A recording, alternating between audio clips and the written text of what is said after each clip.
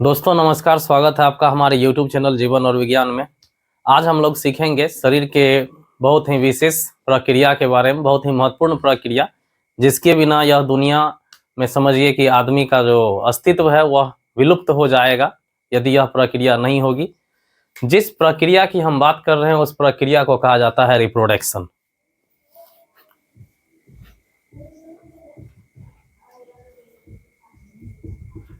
Reproduction का मतलब होता है प्रजनन, और यह जो आप वर्ड देख रहे हैं रिप्रोडक्शन, जब आप इस वर्ड को देखेंगे तो बहुत सारा ऐसा चीज होता है कि आपको नाम से ही किसी के काम का पता चल जाता है। यदि किसी भी चीज का नाम लिया जाता है तो उसी से आपको काम का भी पता चल जाता है कि इसका क्या काम होगा। तो ठीक उसी प्रकार यह भी शब्द उसी प्रकार का है। जैसे यहाँ री, एक री और दूसरा है प्रोडक्शन। जब आप इस रिप्रोडक्शन वर्ड को आप विस्तार करके देखिएगा, यानी कि अलग अलग करके देखिएगा, तो यहां री मिस होता है पुनः। क्या होता है? पुनः। पुनः मतलब रिपीट अगेन, बार बार बार बार। और यहाँ प्रोडक्शन मतलब होता है उत्पादन। क्या होता है? उत्पादन। यानी कि किसी चीज को उत्पन्न करने की जो प्रक्रिया होती है इसी को हम लोग कहते हैं रिप्रोडक्शन। और हिंदी में भी यदि इसी नाम का चर्चा किया जाए कि प्रजनन क्या होता है, तो जब इसको भी आप दो भाग में तोड़िएगा तो प्र मतलब प्रक्रिया समझिए, और जनन, यानी कि इस दोनों को अलग अलग यदि पढ़ते हैं, जनन मतलब जन्म देना, जनन मतलब जन्म देना। और हम लोग इसी जनन से जननी नाम बनाते हैं, और यह जननी का मतलब होता है जो जन्म देती है, यानी कि माँ को हम लोग जननी कहते हैं। माँ को क्या कहते हैं? जननी कहते हैं, यानी कि जन्म देने वाली को जननी। और जन्म देने वाला ये जो प्रक्रिया है, इस प्रक्रिया को हम लोग कहते हैं प्रजनन। जब इसके परिभाषा की बात करेंगे तो देखिए परिभाषा क्या होता है। The process by which an organism give rise young ones similar to itself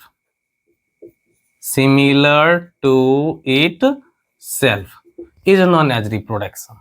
माने रिप्रोडक्शन का मतलब क्या होता है कि वैसी प्रक्रिया जिसके द्वारा कोई भी जीव अपने ही जैसे बच्चे को जन्म देता है, तो इसी प्रक्रिया को हम लोग कहते हैं रिप्रोडक्शन, या उसी को हिंदी में कहा जाता है प्रजनन।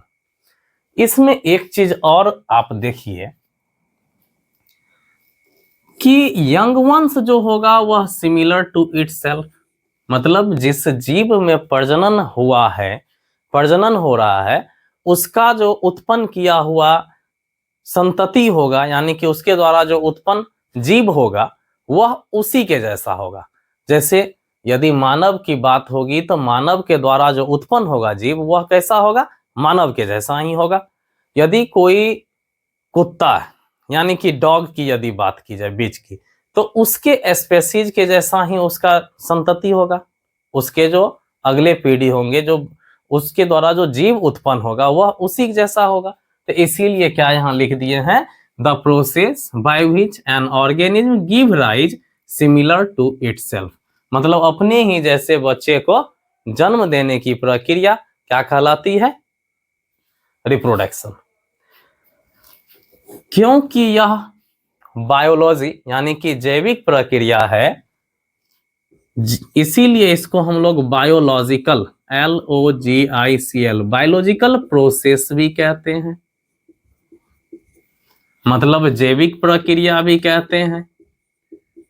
जैविक प्रक्रिया, इसके साथ ही साथ यह रिपीट होने वाला प्रक्रिया है। रिपीट कहने का मतलब होता है कि यह बार बार होता है।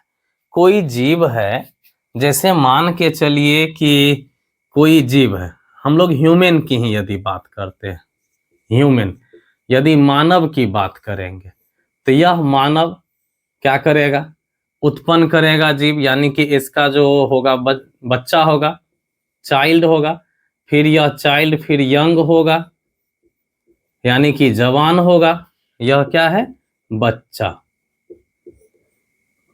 यह बड़ा होगा यानी कि युवा अवस्था में जाएगा।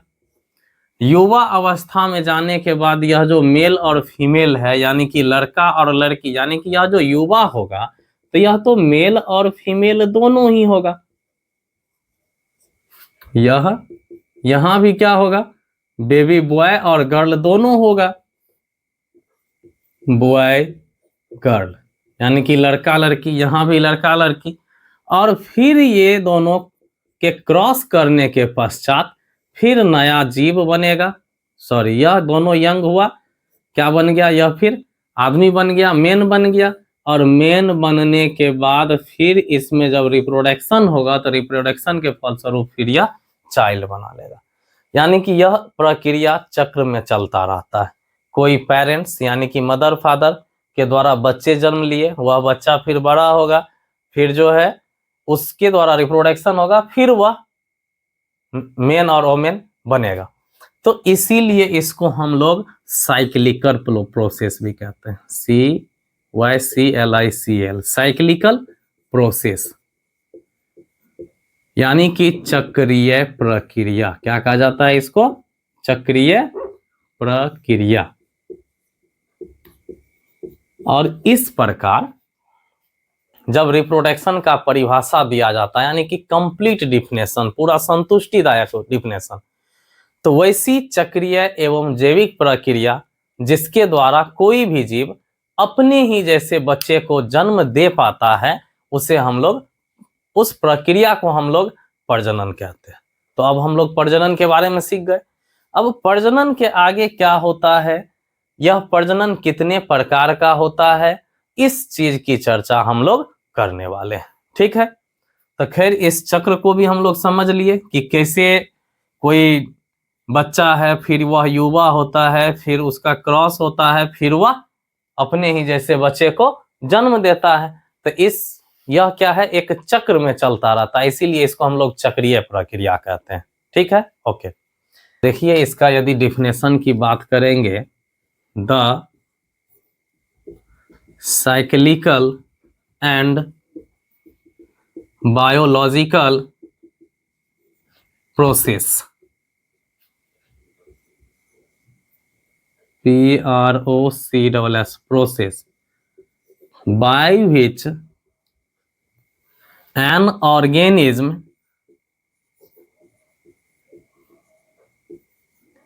give rise young ones, और इसी को यंग वंस को ऑफस्प्रिंग भी कहा जाता है। इसका मतलब होता है नवजात शिशु। गिव राइज यंग वंस या offspring similar to itself,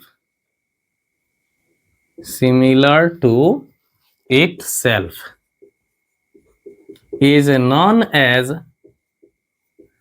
reproduction,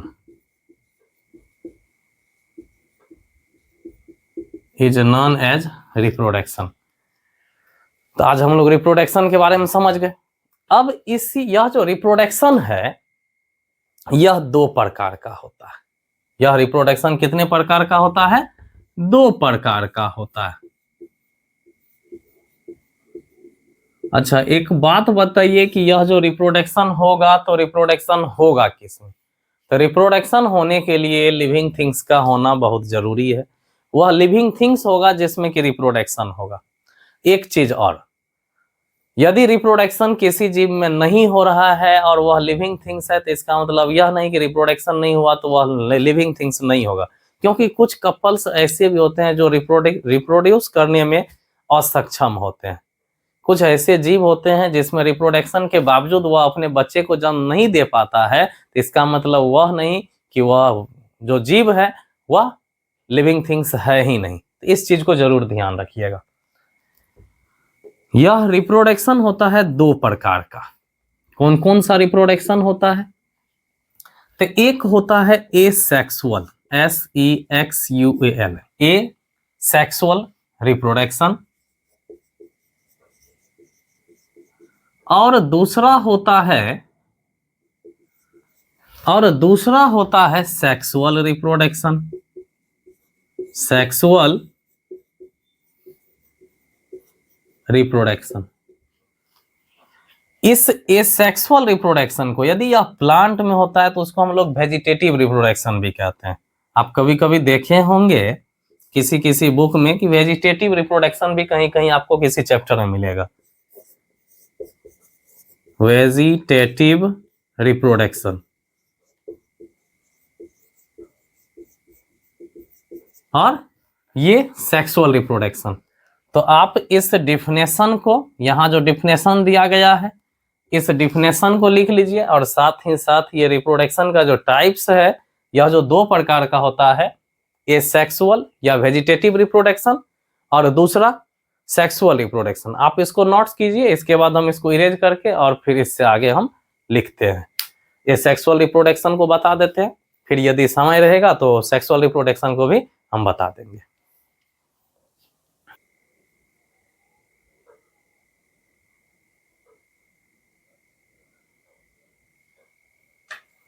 देखिए यह जो रिप्रोडक्शन जो कि दो तरह का था, अभी इसका नाम भी मैंने लिखा था ASEXUAL, ए सेक्सुअल रिप्रोडक्शन, और दूसरा क्या मैंने नाम लिखा था इसका, सेक्सुअल रिप्रोडक्शन, सेक्सुअल रिप्रोडक्शन। देखिए ये सेक्सुअल को ही वेजिटेटिव रिप्रोडक्शन भी कहा जाता है। इससे पहले अभी जो बोर्ड पे लिखा हुआ था उससे तो मैंने इरेज कर दिया, तो वहां था ए सेक्सुअल रिप्रोडक्शन और वेजिटेटिव रिप्रोडक्शन। तो अब देखिए यहां भी नाम में अर्थ है ए सेक्सुअल रिप्रोडक्शन। तो रिप्रोडक्शन मतलब तो हम लोग पहले ही पढ़ चुके हैं, री मतलब पुनः, उसके बाद प्रोडक्शन, PRODUCTION, प्रोडक्शन मतलब उत्पादन या जन्म देना, उत्पन्न करना, उत्पादन। अब यहाँ एक नया वर्ड आया है आपके पास, एसेक्सुअल, और इस साइड क्या है, सेक्सुअल। तो हम समझते हैं कि एसेक्सुअल क्या होता है। ABSENC, absence of sex. अच्छा, सेक्स तो आप लोग बहुत बेहतर तरीका से समझ रहे होंगे कि ये सेक्स क्या है यहाँ पर। तो ये जो आप सेक्स देख रहे हैं, यह सेक्स मतलब होता है लिंग। क्या होता है, लिंग। और यह सेक्स दो तरह का, यानी कि एक होता है मेल और दूसरा होता है फीमेल। मेल मतलब पुरुष और फीमेल मतलब मादा या स्त्री भी कहते हैं, ठीक। और एब्सेंस ऑफ सेक्स मतलब जिसमें लिंग अनुपस्थित होता है, जिसमें पुरुष और मादा यानी कि मेल और फीमेल की आवश्यकता नहीं होती है, वैसे रिप्रोडक्शन को हम लोग कहते हैं asexual reproduction. Asexual reproduction, absence of sex, और एब्सेंस ऑफ सेक्स मतलब जिसमें मेल और फीमेल की आवश्यकता नहीं होती है बच्चे को उत्पन्न करने के लिए। तो अब इस चीज को समझ गए, इस चीज को समझ गए। दूसरा यहां पर है सेक्सुअल रिप्रोडक्शन। तो यहां एब्सेंट नहीं लिखा हुआ है, नहीं लिखा हुआ है मतलब सेक्स, और सेक्स मतलब मेल और फीमेल, मेल और फीमेल। तो यह जो आप मेल देख रहे हैं यानी कि नर, और ये जो देख रहे हैं फीमेल यानी कि मादा, इस दोनों के सहभागिता से, इस दोनों के गैमीट के मिलने से जब नए जीव का उत्पत्ति होता है, अपने ही समान बच्चे को उत्पन्न करता है या जीव को उत्पन्न करता है, तो इसको हम लोग कहते हैं sexual reproduction. A sexual reproduction, absence of sex यानी कि लिंग की अनुपस्थिति, इसमें मेल और फीमेल का सहभागिता नहीं होता है। और मेल और फीमेल की यदि सहभागिता की बात होगी मतलब इसमें स्पर्म और ओवम यानी कि शुक्राणु और अंडाणु के बिना मिले हुए ही, ये दोनों इसमें नहीं होता है, इसके मिले बिना ही नए जीव का उत्पत्ति होता है। अब कहिएगा जब शुक्राणु अंडाणु मिला ही नहीं तो इसका उत्पत्ति कैसे हो गया नया जीव का? यह एसेक्सुअल में शरीर का ही कोई विशेष भाग, शरीर का ही कोई पार्ट जो है वह नए जीव को उत्पन्न करता है। जैसे आप रोज फ्लावर के बारे में जानते होंगे, गुलाब फूल। जब हमको पेड़ लगाना होता है उसका, तो हम लोग क्या करते हैं, उसके टहनी को काट करके किसी नम भूमि में लगा देते हैं। कुछ दिन के बाद उससे नया पौधा निकल जाता है। तो बताइए इसमें ना मेल की आवश्यकता हुआ ना फीमेल का आवश्यकता हुआ। मतलब शरीर के किसी भाग से नए जीव उत्पन्न हो गए। वह जीव, वह प्लांट भी क्या है, ऑर्गेनिज्म है, एक जीव ही है, लिविंग थिंग्स ही है। तो यह क्या हो गया, ये सेक्सुअल रिप्रोडक्शन को दिखाया। इसमें तो ना मेल की आवश्यकता हुई ना फीमेल की आवश्यकता हुई, इसीलिए इसको हम लोग क्या कह दिए, ए सेक्सुअल रिप्रोडक्शन, जिसमें मेल और फीमेल गैमिट स्पर्म ओवम की आवश्यकता नहीं होती है। जबकि यह जो सेक्सुअल रिप्रोडक्शन होगा इसमें मेल और फीमेल गैमिट की आवश्यकता होगी, अवश्य होगी। यानी कि इसमें स्पर्म भी चाहिए और ओवम भी चाहिए। स्पर्म मतलब शुक्राणु जो कि मेल का गैमिट होता है, जबकि ओवम मतलब अंडाणु, यह फीमेल का गैमिट होता है। किसका गैमिट होता है, फीमेल का। और इस दोनों का आवश्यकता होता है सेक्सुअल रिप्रोडक्शन में। जैसे कोई गाय बछड़े को जन्म देती है या भैंस जो बच्चे देती है, तो इसके लिए क्या होता है, सांड की आवश्यकता होती है। वह सांड क्या है, मेल है। काव क्या है, फीमेल है। और दोनों का जब क्रॉस होता है, यानी कि मेल और फीमेल का जब स्पर्म और ओवम मिलता है, तो नए जीव का उत्पत्ति होता है। इसके साथ ही साथ अब कहिएगा कि सर को मेरे यहाँ तो गाय जो है बिना सांड का ही बच्चे को जन्म दे दिया, तो उसके लिए AI का इस्तेमाल किया जाता है। AI मतलब A for artificial, I for insemination, artificial insemination. Sperm को पहले से ही तरल नाइट्रोजन में यानी कि लिक्विड नाइट्रोजन में रखा जाता है और उसको -174 या 175 डिग्री सेल्सियस उसको रखा जाता है ताकि वह जीवित रहे। और जब आर्टिफिशियल इंसेमिनेशन कराना होता है तो उसे एक विशेष यंत्र के द्वारा, एक विशेष तकनीक के द्वारा उस स्पर्म को फीमेल के ओवम से ट्रांसमिट कराया जाता है, जिससे कि नए बच्चे का जन्म होता है। तो चलिए उस सब को हम लोग आगे पढ़ेंगे। आज हम लोग ये सेक्सुअल रिप्रोडक्शन को समझ गए। अब इसके बाद का नेक्स्ट वीडियो जो होगा तो उसमें हम केवल और केवल ये सेक्सुअल रिप्रोडक्शन की चर्चा करेंगे, ये सेक्सुअल रिप्रोडक्शन के टाइप्स के बारे में बताएंगे। और हाँ, एक बहुत ही आवश्यक बात कि आपको इससे आपके 12th 12वीं बोर्ड एग्जाम में आपको काफी मदद मिलने वाला है। इसीलिए आप इस वीडियो को देखिए, लाइक कीजिए, शेयर कीजिए और यदि सब्सक्राइब नहीं किए हैं तो इस चैनल को सब्सक्राइब भी कीजिए। ओके, धन्यवाद। अब आप लोगों का बहुत ही जल्द, कम समय बचा हुआ, इसीलिए बहुत जल्द आप लोगों का कोशिश करेंगे कि मेन क्वेश्चन को बताया जाए, ऑब्जेक्टिव सॉल्व करवाया जाए और हम लाइव क्लास का भी प्रावधान करने का कोशिश करेंगे। Thank you.